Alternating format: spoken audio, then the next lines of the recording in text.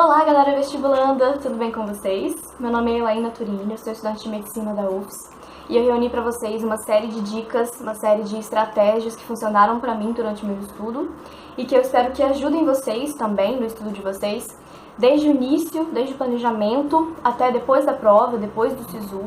Então, eu separei essas dicas, esse manual, em alguns vídeos, cada um relacionado a um determinado assunto. Assistam todos os vídeos, compartilhem com seus amigos que vão fazer Enem. Peguem caneta e papel para anotar as dicas que vocês acharem que sejam úteis para vocês. E vamos lá! Nesse primeiro vídeo intitulado Entendendo o Enem, tem algumas coisas que eu gostaria de passar para vocês. É um vídeo mais introdutório, falando sobre alguns aspectos gerais. A primeira das coisas, e a mais importante que eu gostaria de passar para vocês durante todos esses vídeos, é o seguinte conceito. Você precisa, para ir bem no Enem, dominar a prova antes de dominar o conteúdo. O que isso significa? A palavra antes aqui tem um sentido mais de prioritariamente. Você precisa prioritariamente dominar a prova do Enem antes de dominar o conteúdo do Enem. Por quê? O que eu vejo acontecendo muito? Pessoas que estudam muito, estudam todos aqueles conteúdos que caem no Enem todos os anos, pessoas muito dedicadas, mas que se atém ao estudo do conteúdo e aí chega no dia da prova, acaba se atrapalhando com a prova, com o formato da prova, o modelo de prova, ou o tempo da prova, o formato das questões, não consegue se adaptar com a forma com que a prova cobra de você o conteúdo. E aí você estuda todo aquele conteúdo, absorve todo aquele conteúdo, e na hora de devolver o conteúdo para a prova, você acaba tendo dificuldade e não consegue dar o seu 100% durante o desenvolvimento da prova. E aí, o que acontece, então? É lógico que o conteúdo é muito importante para fazer a prova, né? Isso é claro, mas você precisa ter, primeiramente, um domínio da prova para que você consiga, efetivamente, devolver para a prova esse conteúdo que você sabe, que você aprendeu durante o seu ano de estudos. E o que você precisa dominar para dominar a prova do Enem? É lógico, o conteúdo, né? Mas também o formato de questão do Enem, que não é uma questão objetiva simples, embora seja uma questão objetiva também, mas que é uma questão objetiva de forma que tem o seu conteúdo de forma aplicado, de forma contextualizada. Então, o modelo de questão do Enem é uma coisa que você precisa dominar para dominar a prova. Você precisa dominar também o tempo de prova, e é uma das coisas mais fundamentais em termos de domínio de prova do Enem, que é o tempo de prova. Se você não tem domínio do tempo de prova, você não vai conseguir fazer toda a prova em tempo hábil e aí vai acabar precisando chutar muitas questões e isso com certeza vai diminuir o seu desempenho, vai piorar a sua nota, né? E uma outra coisa também fundamental para ser dominada, para dominar a prova do Enem, é dominar a você mesmo, é ter um certo controle sobre o seu pensamento, sobre o seu estado, né? Seu estado emocional, para que você consiga. É claro que isso às vezes é o mais difícil, porque o Enem é uma prova muito decisiva, que você estuda durante muito tempo, e aí você decide aquilo, né? É uma grande decisão que é tomada ali naqueles 2 dias, mas é fundamental que você consiga ter um controle, um domínio sobre você mesmo durante os 2 dias de prova, para que você faça uma boa prova. E o que eu quero dizer com isso gaste tempo trabalhando essas questões. Gaste tempo trabalhando o seu tempo de prova. Gaste tempo trabalhando o seu emocional.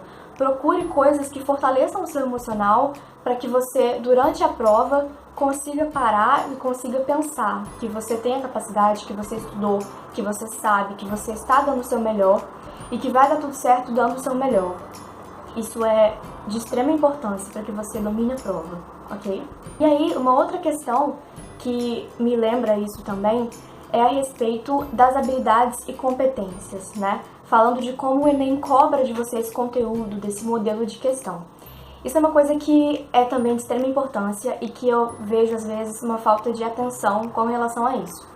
Porque, como eu disse, o Enem, ele não cobra de você um conteúdo simplesmente decorado, que você lê um assunto e aí você faz alguns exercícios e na hora da prova ele te pergunta o que foi tal coisa, ou então calcule tal coisa baseado assim.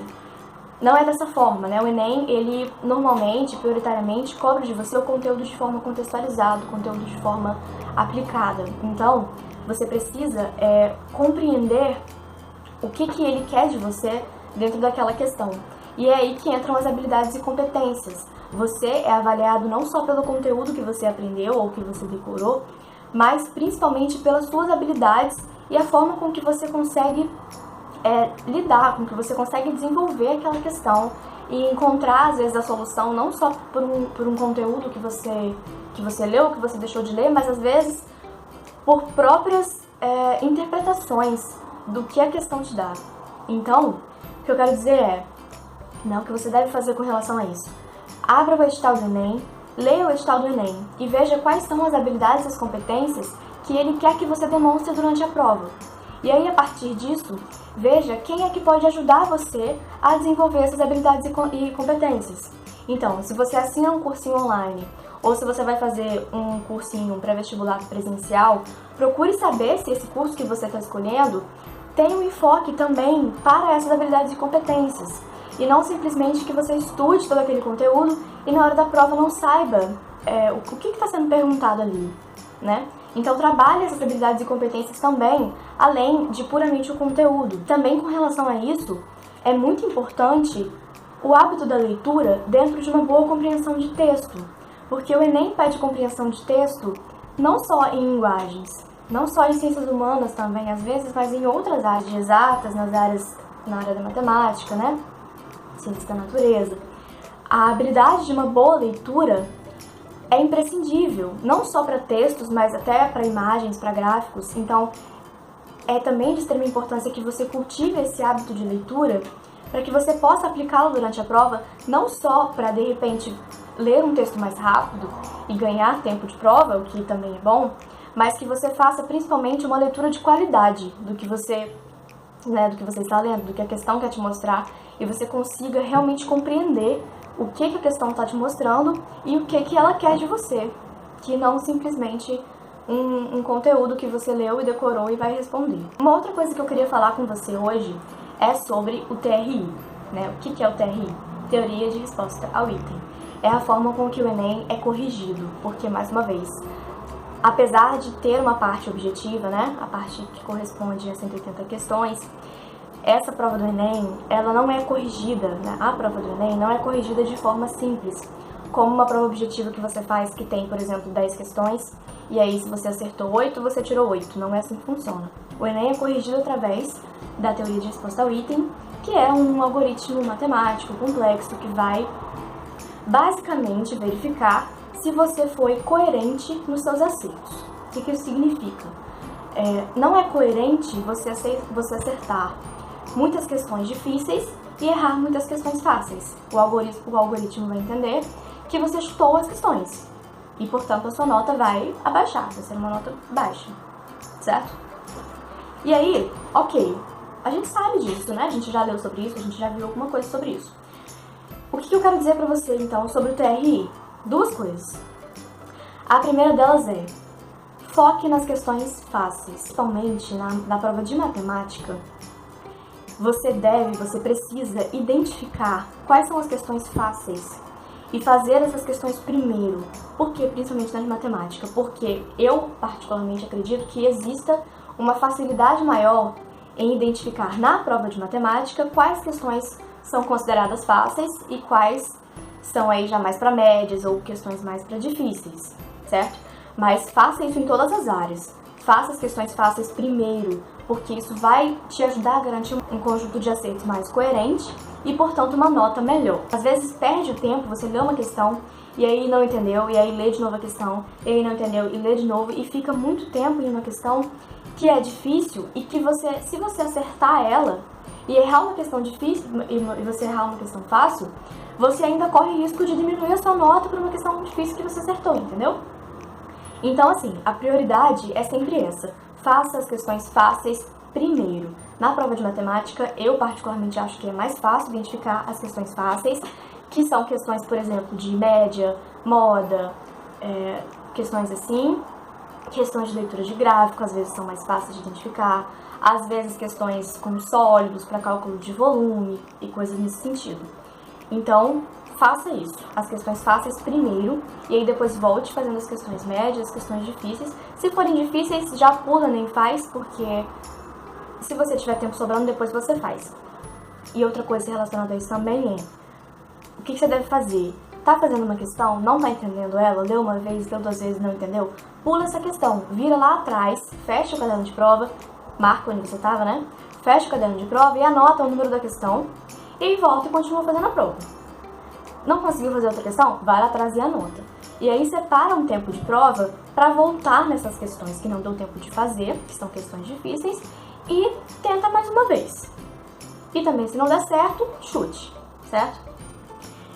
E também, para o chute, é importante que você leia a questão e consiga pelo menos eliminar ali de 2 a 3 alternativas que você saiba, que você tenha certeza que estejam erradas, e aí fique entre 2, que é uma chance maior de aí 50% de acerto. A segunda coisa que eu quero falar para você a respeito do TRI é o seguinte: existe uma variação de nota para o mesmo número de acerto.